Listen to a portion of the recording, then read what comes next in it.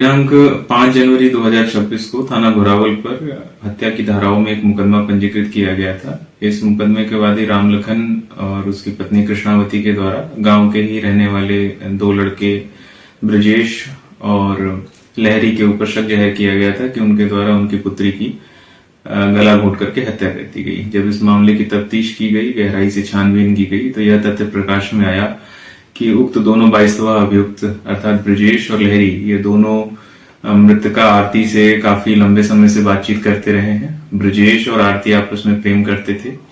ब्रजेश और आरती का परस्पर विवाह करने का भी इरादा था।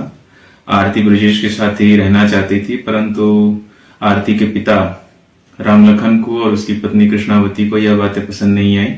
उनके द्वारा उसकी मर्जी के विरुद्ध मिर्जापुर में उसकी शादी भी तय की गई, परंतु आरती के द्वारा उससे मना कर दिया गया। इन्हीं बातों से क्रुद्ध होकर के दिनांक 5/1/26 से दिनांक 4 और 5 की रात्रि में इनके द्वारा अपनी पुत्री की गला दबा करके उसी के दुपट्टे से हत्या कर दी गई।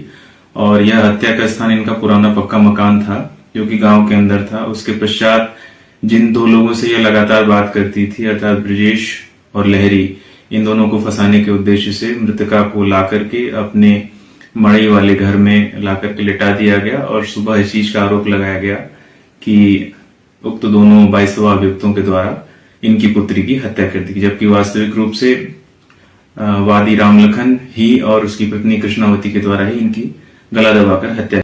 इन्हीं प्रामाणिक साक्ष्यों के आधार पर आज अभियुक्त राम लखन और उसकी पत्नी कृष्णावती का धारा 103(1) BNS, 238 BNS एवं 3(5) BNS के अंतर्गत माननीय न्यायालय चालान किया गया और इस मामले का सफल अनावरण किया गया।